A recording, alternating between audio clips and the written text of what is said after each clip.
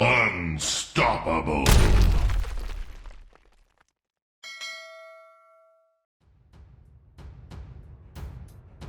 It's not an accident that the axiomatic Western individual is someone who was unfairly nailed to a cross and tortured. It's like, yes, right, exactly. So what do you do about that? Well, I thought about that for a long time too. It's like, well, you don't get together in a damn mob, because all that does is allow you to be as horrible as you could possibly imagine and suffer from none of the consequences. That's a bad idea. So how about we don't do that?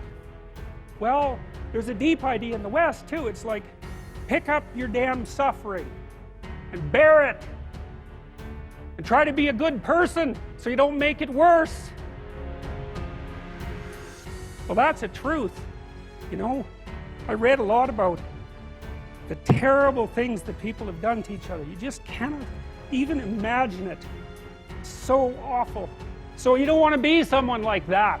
Now, do you have a reason to be? Yes! You have lots of reasons to be. God, there's reasons to be resentful about your existence. Everyone you know is going to die. You know, you too. And there's going to be a fair bit of pain along the way, and lots of it's going to be unfair. It's like, yeah, no wonder you're resentful. It's like, act it out and see what happens. You make everything you're complaining about infinitely worse. There's this idea that hell is a bottomless pit, and that's because no matter how bad it is, some stupid son of a bitch like you could figure out a way to make it a lot worse. So you think, well, what do you do about that? Well, you accept it. That's what life is like. It's suffering. That's what the religious people have always said. Life is suffering. Yes. Well, who wants to admit that? Well, just think about it. Well, so what do you do in the face of that suffering? Try to reduce it. Start with yourself. What good are you? Get yourself together, for Christ's sake, so that when your father dies, you're not whining away in a corner, and you can help plan the funeral, and you can stand up solidly so that people can rely on you. That's better. Don't be a damn victim. Of course you're a victim. Put yourself together. And then maybe if you put yourself together, you know how to do that. You know what's wrong with you, if you'll admit it. You know there's a few things you could like polish up a little bit, that you might even be able to manage in your insufficient present condition.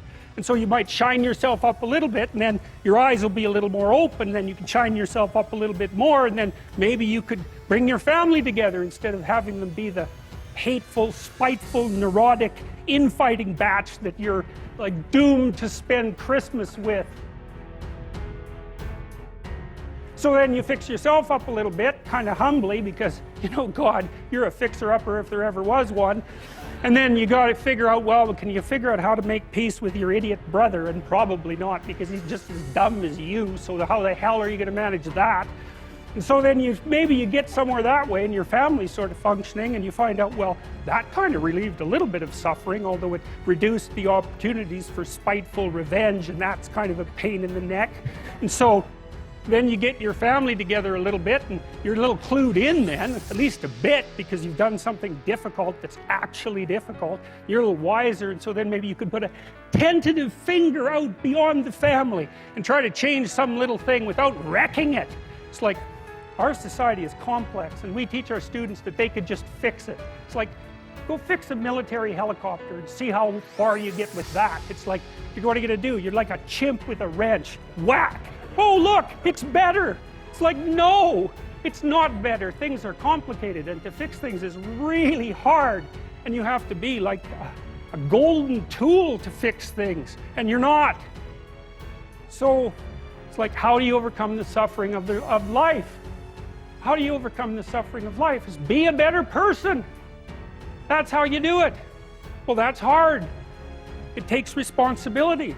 And I think, you know, if you said to someone, you want to have a meaningful life? Everything you do matters. That's the definition of a meaningful life. But everything you do matters. So you're going to have to carry that with you. Or do you want to just forget about the whole meaning thing, and then you don't have any responsibility, because who the hell cares, and you can wander through life doing whatever you want, gratifying impulsive desires for how useful that's going to be, and You're stuck in meaninglessness, but you don't have any responsibility. Which one do you want? Well, ask yourself, which one are you pursuing? And you'll find very rapidly that it isn't the majority of your soul that's pursuing the whole meaning thing, because, well, look what you have to do that. You have to take on the fact that life is suffering. You have to put yourself together in the face of that. Well, that's hard. It's amazing people can even do it. A riot with everything burning. Because really, God, you talk to people, it's like, I knew this guy, he'd been in a motorcycle accident and it really ruined him, and he was like a linesman, you know, working on the power, and he was working with someone who had Parkinson's disease, and they had complementary inadequacies, and so two of them could do the job of one person, and so they're out there fixing power lines in the freezing cold, despite the fact that one was 3/4 wrecked with a motorcycle accident and the other one had Parkinson's. It's like, that's how our civilization works. It's like, there's all these ruined people out there, they've got problems like you can't believe. Off they go to work and do things they don't even like, and look, the lights are on. My God, it's unbelievable. It's a miracle. It's a miracle. Transcend your suffering. See if you can be some kind of hero. Make the suffering in the world less. Well, that's the way forward, as far as I can tell, if there is any way forward. And that's what's under assault by the postmodernists. So look out, because they know exactly what they're doing, and they know exactly why they're doing it.